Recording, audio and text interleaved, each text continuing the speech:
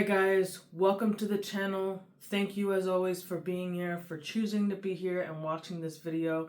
I'm going to do things a little bit different with this video. One thing that I've been really focusing on, or a little kind of obsessed with, is the factors involved with choosing the right soap. And I think that it's a topic that, if left unsupervised, could cause you to go kind of a little bit in a rabbit hole. And I think that's what I've done. So I wanted to really dig into the topic of what factors are involved in choosing the right soap. What would you need to consider before choosing the soap, and what's really important when it comes to soap.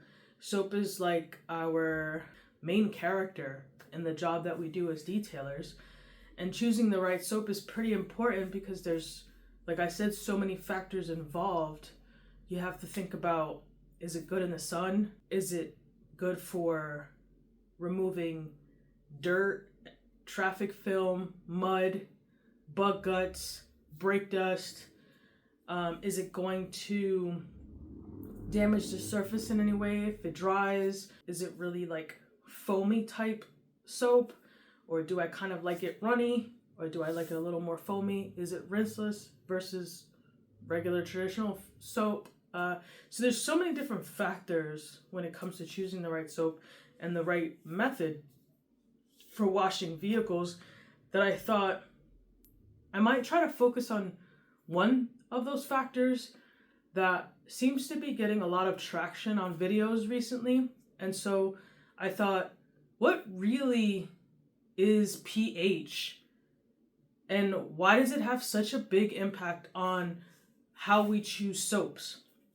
So in the big picture, we look at soap in terms of pH on like three major areas. So we're looking at it as a high pH, as a low pH, or just as a neutral. And there are different reasons why you would choose those different types of soaps.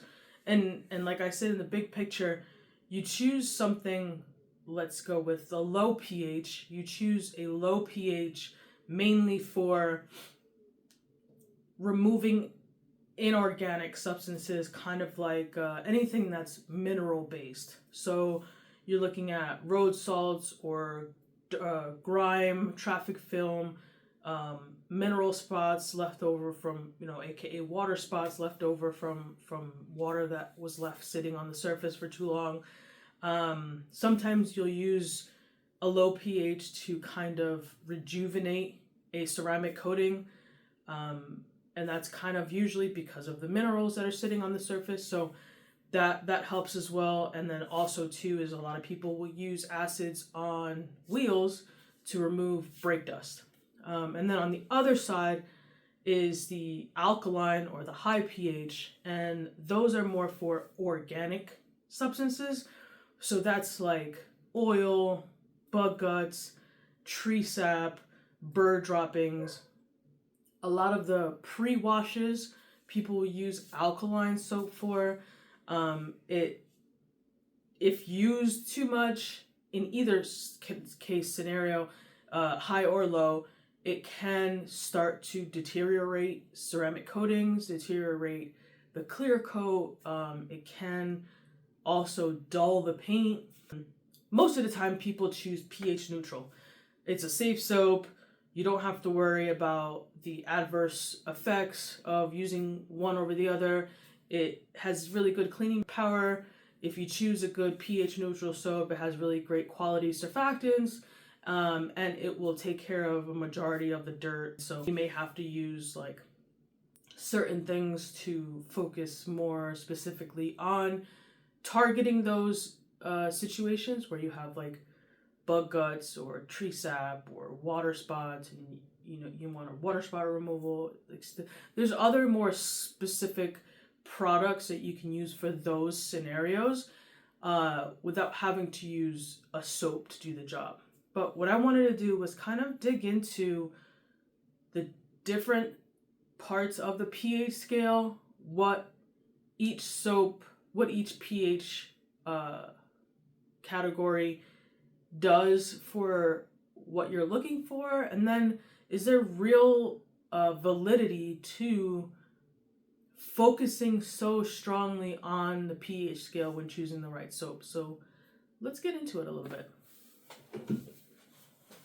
All right, so basically what I've done is broken down the pH scale in terms of soap into 6 categories, and this could be a little overdoing it, but the research that I've done and the videos that I've seen seen a few people mention these categories, not in the way that I've done it at least, but kind of in their own way. So I just tried to combine all of them into one to see if maybe it made sense to you guys how it's broken out, or how people see the pH scale in terms of soap. So if we're talking about the lowest, right, so the acidic, we're looking at a reactivation soap, which is kind of what I talked about earlier when it comes to reactivating your ceramic coating.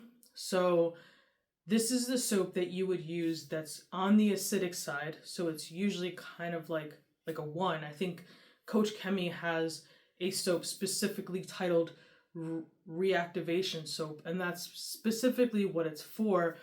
It's an acid, and it's the soap that you would get, which would give you the same results if you had used like a mineral spot remover or water spot remover, except obviously this is the soap that you can use in the bucket or in your foam cannon. But the purpose of it is basically to kind of shock your coating or surface or anything that you're working with on the acidic side to handle any type of inorganic stuff, like I said, like brake dust, mineral deposits, water spots, those kind of things that soap would do really well in. And I personally have never used it before.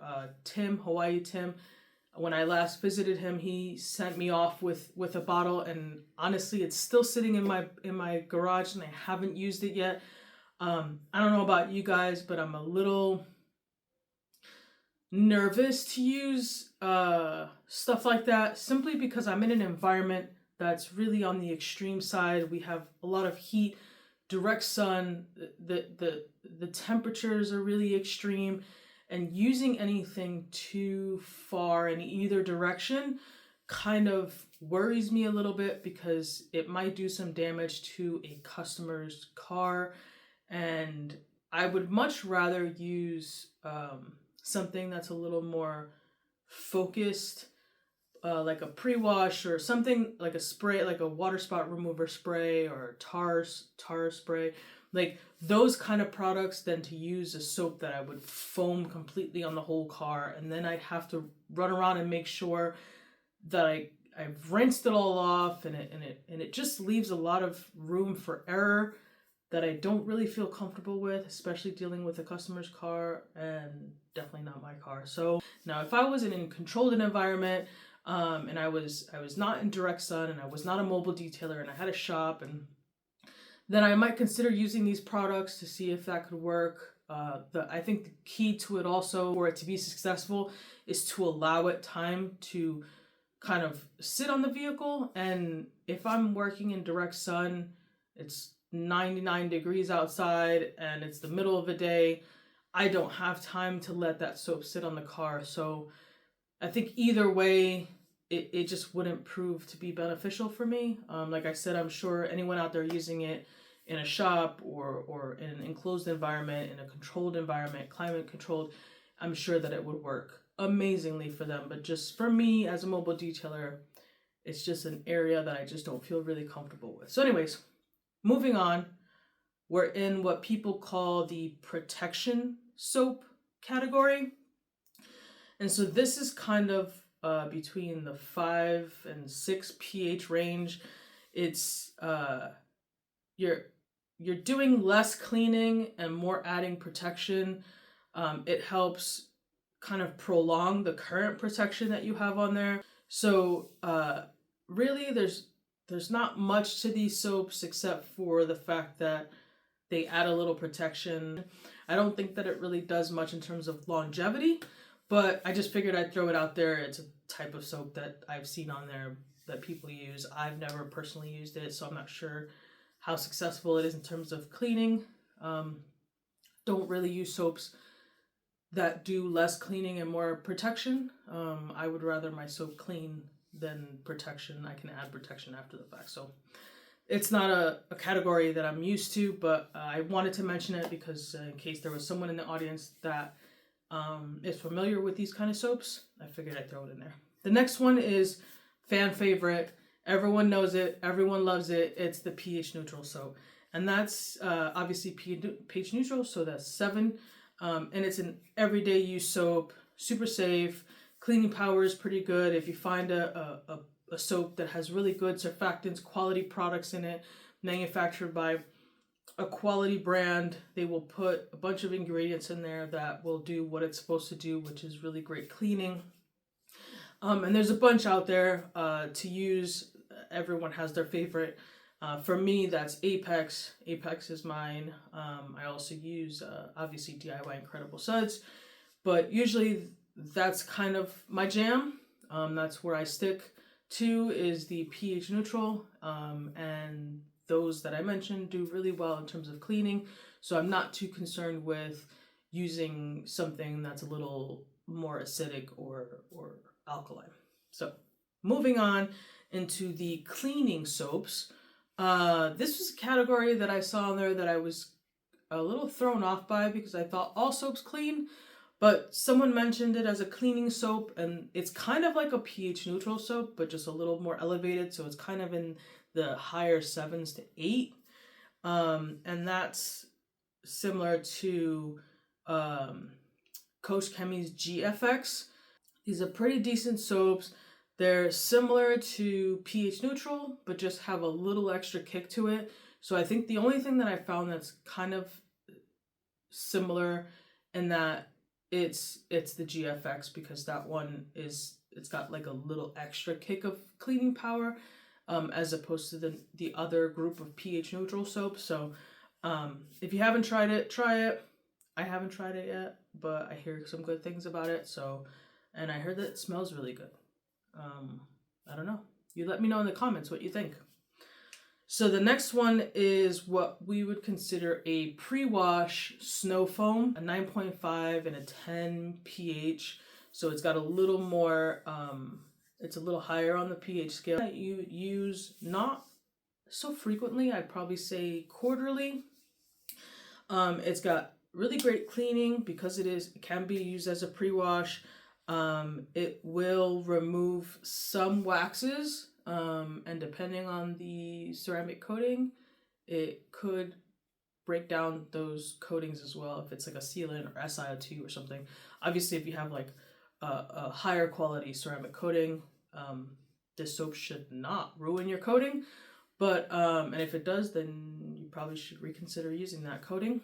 But definitely waxes and some lower quality sealants would this soap might break it down to where it no longer is beading. These have a little more bite to them, and they're not too high on the pH scale, so it's still relatively safe to use. But like I said, it is pretty strong, so it could break down any type of basic protectant that you have on there, waxes, sealants, SiO2s, stuff like that. So now we're moving on to the totally other end of the spectrum here. This is the high alkaline. We're looking at a 9.5 to a 12. Some examples of that would be like Coach Chemie's active foam or super foam. It's got a pre-soak foam agent in it. Super foam, for example, is a pH of 12, so it's considered a chemical decon soap, and this basically will strip and degrade your wax and coatings. So you want to use it maybe once a year, maybe twice a year, because it's very strong stuff, and like I said, it'll definitely 100% strip any waxes and lower quality coatings. Say bye-bye, because these soaps will break them down, and you'll have to reapply afterwards. So yeah, I mean, I took lots and lots of notes. I've watched tons of videos. I've talked to a bunch of people, especially the guys out there that do videos consistently giving their opinion on soaps. Like, how do you choose a soap? Like, where do you even start with choosing a soap?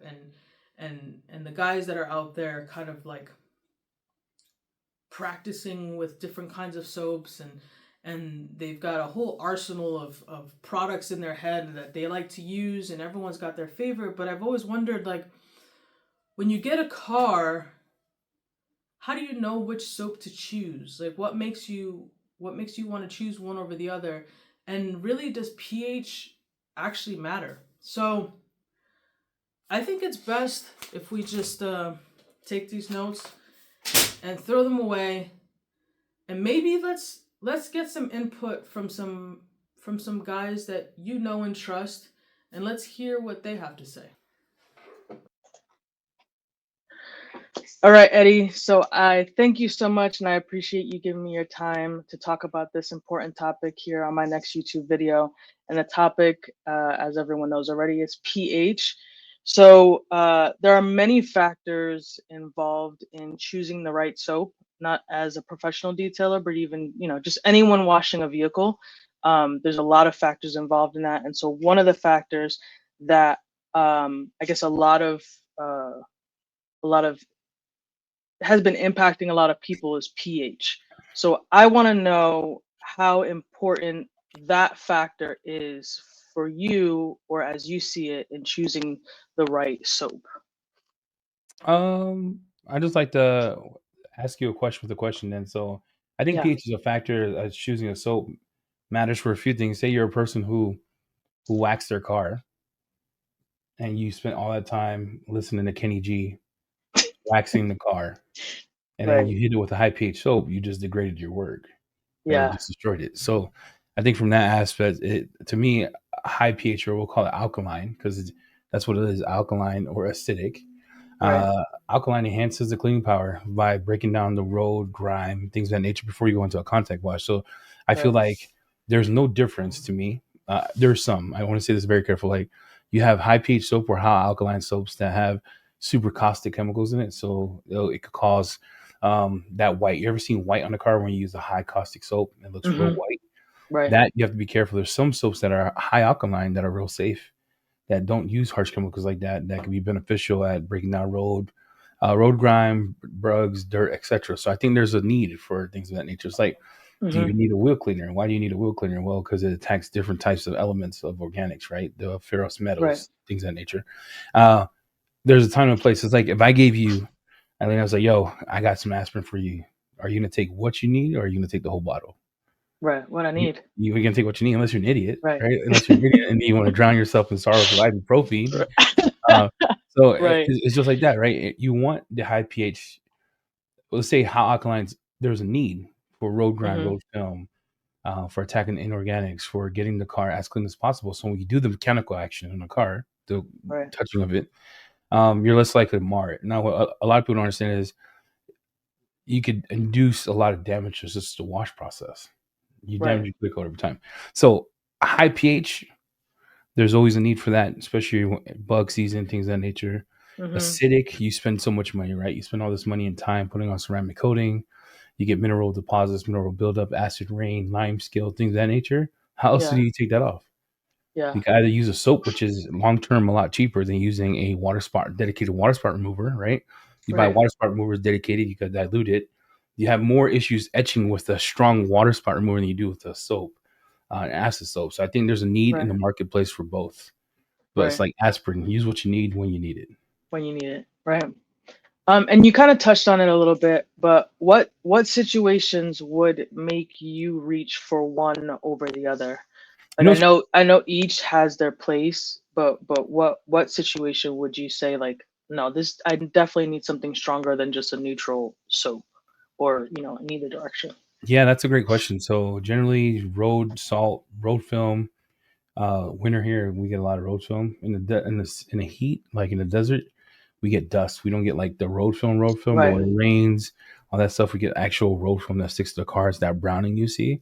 Mm-hmm. Back in the day, they used to use traffic film remover. Yeah. Then they used citrus, and then high pH soaps came out that you could just use a contact wash to clean your car. Right. So I would use high alkaline soaps during that time, bugs, or if I'm going to prep a car for ceramic coatings. So I Yeah. do high pH wash. Sometimes I go with acidic wash just to get as clean as possible. In between that, Mm-hmm. I do a decon step. Um, but yeah, high pH when it's super, super dirty road film. And Right. believe it or not, there's low pH that attacks other inorganics. Mm-hmm. That's why I think, like, if you think of Stars or Stripes or Lava Cosmetica's Purifica system, 3 pH system, why it works so well is because it's attacking two types of organic dirt. You have attacking road film, acid comes in and attacks the rest of it.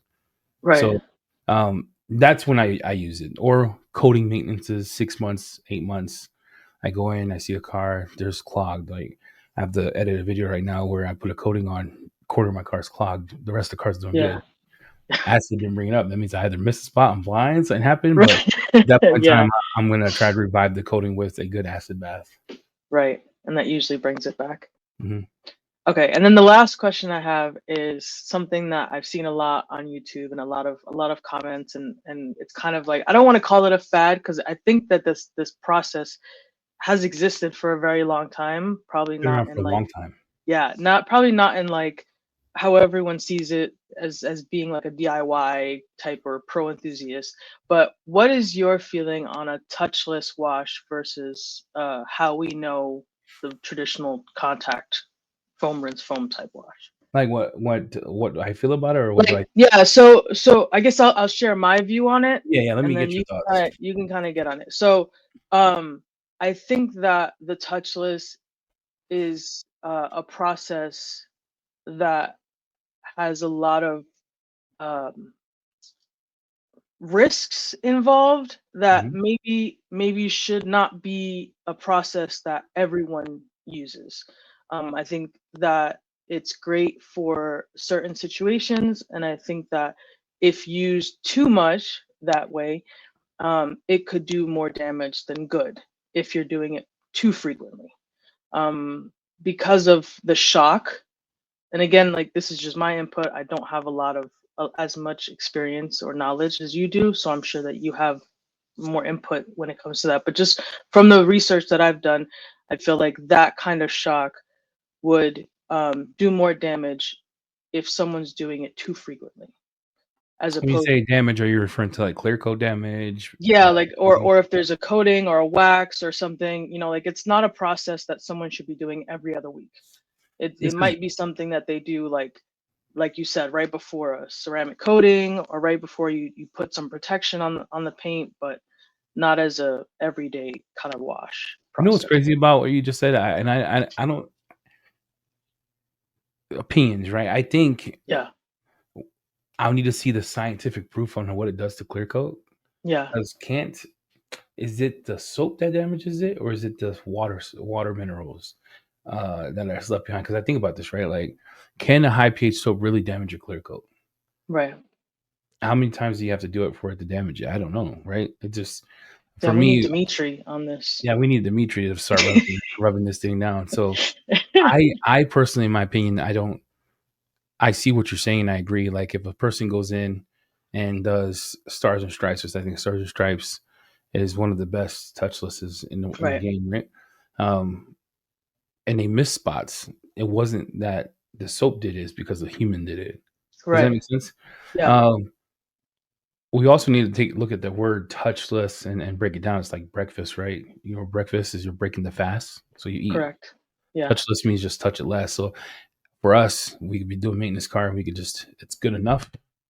We touch, yeah, spray it off, do yeah. snake oil or hydro or beads on that mug, and walk Right, away. right, Right. right, But you'll still see dirt on the car sometimes because it's not 100% guaranteed.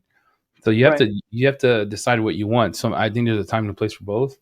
Touchless I use on, like, I get a big truck come in and I do an interior, but I don't feel like doing it with a washment. I'm a touchless that crap. If Right. someone, this is gonna sound real disrespectful. If someone pays us and you want an exterior detail wash, clean, seal, Yeah, I'm gonna touch the car. right. I think there's just time and place. I think, is it a fad? No. Is it another like tool in the tool belt? Yeah.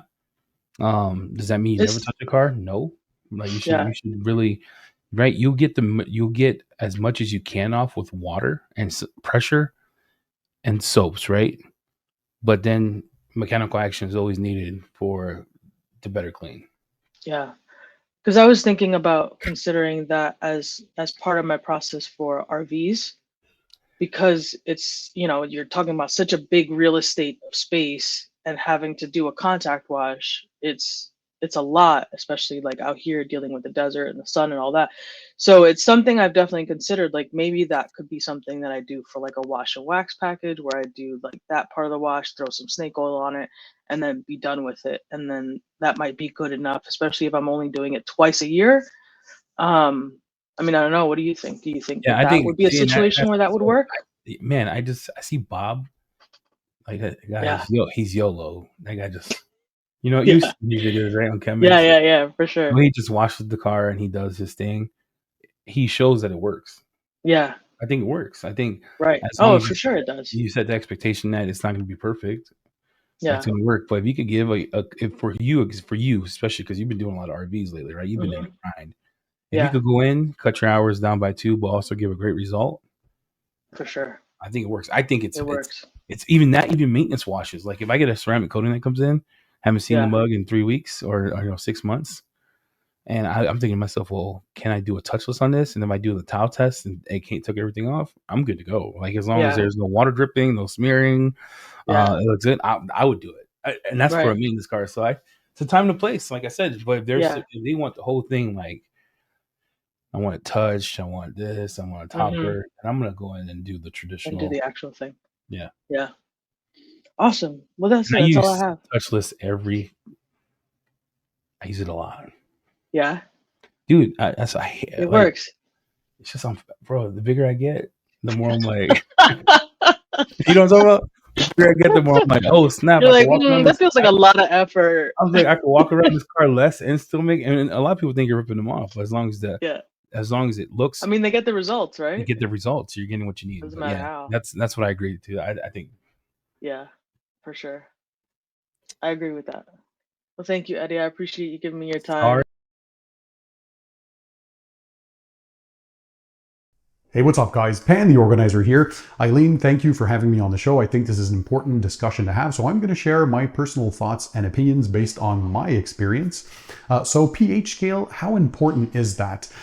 Really, these days, maybe not as much as it once used to be, because really pH, all it tells you is how acidic or how basic a liquid is. So when selecting a car shampoo, there's a lot more to it than just the pH scale, right? Because there can be a pH 8 soap that cleans or degreases better than a pH 10 soap. A pH 7 soap might be more harsh than a pH 9 soap on the surface. So it doesn't necessarily tell you the cleaning power or how safe a soap is on the surface, right? So there's many things to take into consideration, but generally speaking, I like to use for just regular weekly washes, sticking to a pH neutral soap that is safe on LSPs or your paint protections like your waxes, your paint sealants, and your ceramic coatings. So look for that when you're picking a soap for your regular maintenance. And also, if you have something like a ceramic coating and you notice that the hydrophobic properties aren't what they used to be before, sometimes it can be that the coatings themselves are masked or clogged by contamination like road film, that grimy, oily substance that comes from the road when you're driving on, well, roads. And also it can be things like mineral deposits or mineral accumulation like water spots and other minerals on the surface. And that's when you'd use specialty soaps. So usually a low pH or acidic type soap for the mineral deposits and water spots, and also a high pH soap or an alkaline soap to degrease or remove that road film or traffic film. So absolutely, I think they do have their place, and you use them when you need to. But for the regular washes, I stick to pH neutral and everything is fine. I stick to that until I feel the need to go for the low or high pH soaps. If you have a touchless system, can you get the same results as the traditional foam, rinse, foam, and contact wash? Not quite yet. So there's a lot of touchless products that are getting good. We're certainly way more in advance than where we used to be 5 years ago on that, but I still feel to get 100% clean results, you always need to follow up with a contact wash. It's the only way to make sure that you fully removed all the dirt.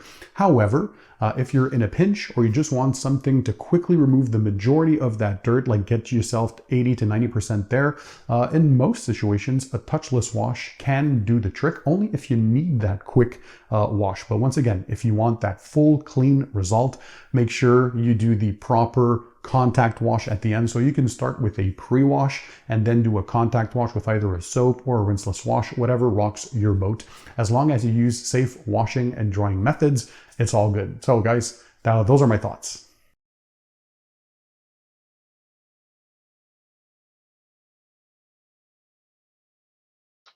So Ivan, thank you so much for giving me your time. I just wanted to kind of get an idea from you, a professional, a wealth of knowledge that you are, to get your input on exactly what you feel about the pH scale and how that affects not only professional detailers, but kind of enthusiasts, anyone cleaning their car, how important pH factor is when choosing the right soap. So I have, So, go ahead. yeah, Sorry. go ahead. You've got questions? Go for it. Yes. So I've got 3 questions, and I guess we can kind of go through that organically. But here's the first one. The first one that I have is there are many factors to consider when choosing a soap. One to consider is pH.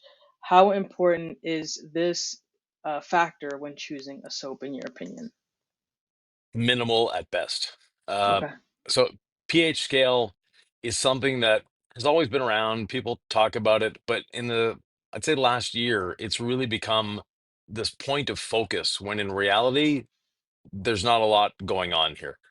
In the sense that you can have a pH neutral soap that cleans better than another soap that has a pH of 12. The pH doesn't really correlate with cleaning ability. The quality of the surfactants, how they work, how they attack greases, greases, oils, etc., has a lot more to do than the pH scale. A good example: you've used wheel acid before, right? I've never used a wheel acid before. I try to stay Okay, away from stuff like that. excellent, good for you. Coca-Cola is lower on the pH scale than most wheel acids, but you wouldn't clean your wheels with Pepsi or Coke. Yet, the acid does a great job at cleaning really nasty wheels. And I don't worry, I don't use it either. Okay, So good. that, yeah. But that being said, I wouldn't use Coca-Cola either to clean my wheels. The pH, even though they're, close to identical pH, they're, Coke is like 2.1, 2.2, something like that on the pH scale. And a lot of wheel acids, especially when they're diluted, they're at, between 2 and 3. So the pH scale really doesn't matter there. And you can have some super caustic, like pH of, excuse me, 12 or 13 APC that doesn't clean as well as a pH neutral soap. So the pH, even though it's part of what we look at when we're buying a product, it shouldn't be the only thing we look at. The next question I have is, what situation um, would would make you reach for a high pH versus a low pH? High pH for me would be I'm attacking a grease. I'm attacking a car that's covered in oil or something like that, or an engine bay. That's when I go for a higher pH. Lower pH, where you have metal accumulation, like, we use iron remover these days, but we Right. used to use acid in the same way. And so that's where we go there. In terms of soaps, this is something that's been, so the, multiple pH wash has been going on for before I was born. So it's nothing new. It's nothing that someone's reinvented. Uh, it's, common. It was common practice before clay bars existed. It was the only way we could decontaminate a surface, and that was spraying on an acid, letting it sit, then spraying on something that was caustic, so a pH of 12, 13. It would neutralize the acid. then rinse it off, then wash it. That's how we decontaminated cars before.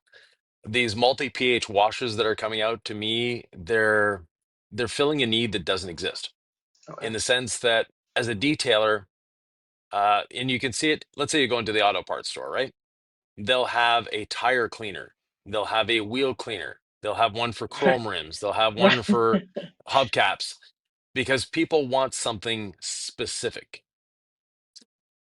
To me, that's, especially as a professional detailer, that's something you don't need. You don't Right. need a separate wheel cleaner to a tire cleaner to a brake caliper cleaner. It's not necessary. But as a hobbyist, yeah, go for it, have fun. But the multiple pH wash always comes down to doing a contact wash after, because no matter how good they are, they always leave something behind. And Right. the best example of that is a touch-free car wash. That's Yeah. exactly how they do it. They put on really harsh chemicals, and many detailers will tell their customers, don't go through even a touch-free car wash because of the chemicals, yet they're out there spraying the same chemicals on a car. Yeah. So So, that kind yeah, of uh links us into my third question, which is how do you feel about a touchless wash versus what we know and consider as a traditional, which is the foam rinse, foam plus contact wash? How do you feel about those two, especially now that I've noticed that, especially on social media and YouTube videos and a lot of that, there's a lot of focus going into the touchless. Um, for me personally, I don't know if it's the traditional part of me. I feel like you can't get a good wash unless you're actually making contact with the vehicle. But how do you feel about that, uh, one over the other? right. So it comes down to, again, overthinking. So, as you know, overthinking is a competitive sport in detailing. And luckily, Agreed. you don't compete in that. But there's a lot of people that do. And again, the whole reason for the touchless wash is, I don't want to touch my paint, I don't want to mar it, I don't want to scratch it. Yet they're using a pressure washer and with grit on the surface. So that's where the foam rinse foam comes in. If you're foaming first, because a lot of people, I see them, the first thing they do, they have mud on the car, they have grit on the car, they have sand, whatever. They take out their pressure washer and they pressure wash it first. Yeah. Now you've got water at 1,000 psi hitting that piece of sand or that piece of grit and scraping it along the paint until the water can get underneath. Whereas if you foam first, that foam is emulsifying it, encapsulating it, lifting it off the surface a little bit. Then when you hit it with the pressure washer, you're getting a much better result. That being said, uh, you know, people that say, "Oh, I don't want to touch my car, I want to use a touchless wash, rinse it with a DI water and just blow it dry." What I tell those people is, wash your car, half of it that way, half the traditional way. Yeah. Do that for 2 to 3 weeks and see what the two sides look like. They always end up going back to the traditional wash, because Right. no matter what you're doing, you need that contact. No chemical is strong enough to remove everything off the surface. And if it is, it's probably damaging your paint, your plastics, your PPF. If you have it, it can even damage your windows. Right. Some acids and some caustics, if left dry on a window, will cause damage. Yourself being a mobile detailer working out in the sun, I wouldn't want to take that risk. Yeah. No, So definitely not. no. So like I said, the high pH, low pH is something that's been around for decades. It's been around, as long as I have been around. Yeah. So it's not something new. It's something that keeps going in and out of fashion. In the truck wash industry, it's been used forever and they use it successfully. So they foam on the acidic, they let it dwell for a few seconds, they foam on the caustic, they rinse it off with DI water, they run away. They get paid. But if you look at the trucks, if you swipe it after one of those washes with a microfiber towel, you'll see that there's still a little bit left on the surface. Now, a coated car that's well maintained, you can get away with that and it's going to look good. But over time, it's going to start to accumulate the dirt that you won't be able to get off without the contact wash. And a contact wash, when done right, is super safe. Right. Awesome. So that's it. Those are my three questions. Cool. I really appreciate you sharing your knowledge. Like I said, I consider you a master of detailing. And I No, really appreciate you coming on here and sharing a little bit of your knowledge with me and obviously with my audience for this video. So I really appreciate that. excellent. Well, have a great evening. Thank you. Thanks. All right, guys, so that's everything I have. That's a wrap. I hope that this video was able to give you exactly what you're looking for. Maybe share some info that you didn't know.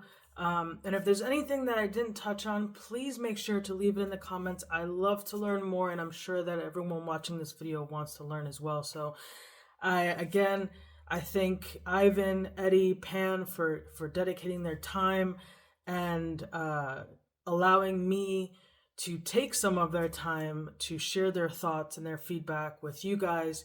And again, I hope that this is super helpful for you. And I'll see you on the next one. I got to get back to work. See you guys soon.